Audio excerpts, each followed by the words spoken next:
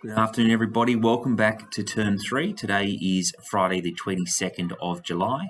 So it's the end of week 1 here at school, and as we speak, we have the students outside playing on hard surfaces, which after a couple of days stuck inside in the rain is more than welcome for all of us.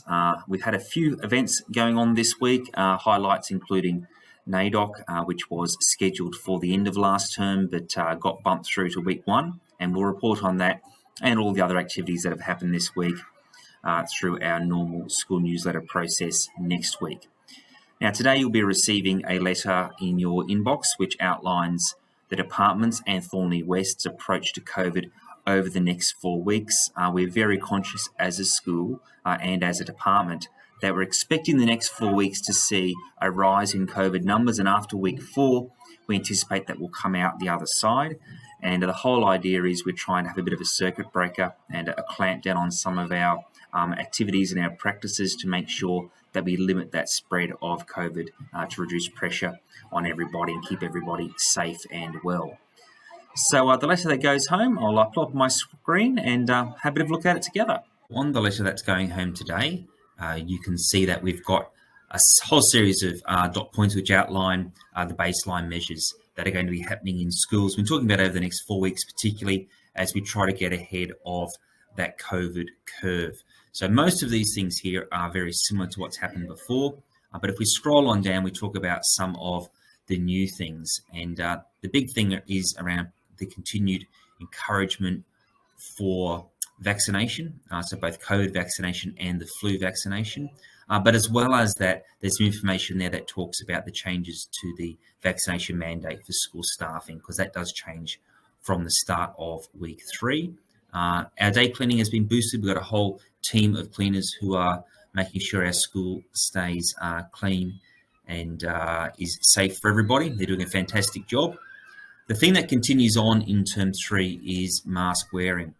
So we need to be really sure that we are following these rules carefully. So masks are strongly encouraged for staff at school. When returning from COVID on days 8, 9 and 10 following isolation, masks are required for staff and strongly encouraged for primary school students. The other thing around masks is where we have parents coming into inside the spaces at school. We need to ask parents to be wearing masks. And yesterday, during some of our Wacker Drum performances, our parents were fantastically obliging and helped us out. I think everyone recognises that this is a key to keeping the staff, students and community safe. So that's really important for us. Where students come to school as a close contact, which is quite acceptable, we need to know that they're a close contact and the students are strongly encouraged to wear a mask. Where staff attend school as a close contact, they must wear a mask.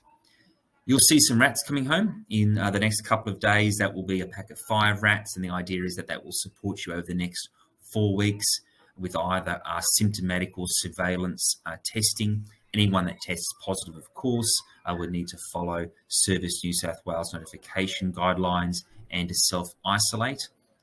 Those close contact rules, they're spelt out again, noting there's a difference between support unit close contact rules and the mainstream close contact rules. And I guess one of the really big things to remember is around making sure that if you're not well, please don't come to school. And what we are seeing here at a school level is where we have staff who are sick with COVID. It used to take them around 5 days back with the earlier strains. They would do their isolation, 5 school days would do it. They'd be back at school, generally healthy and well. With the current variations, we're seeing staff who are still quite unwell, well beyond the 5 days. It's often taking people around a fortnight or even a little bit longer to bounce back, and that is the same for students. So the potential for longer term absences does seem to be out there. So really important, if the students are unwell, please keep them at home. If they're symptomatic, please get them tested.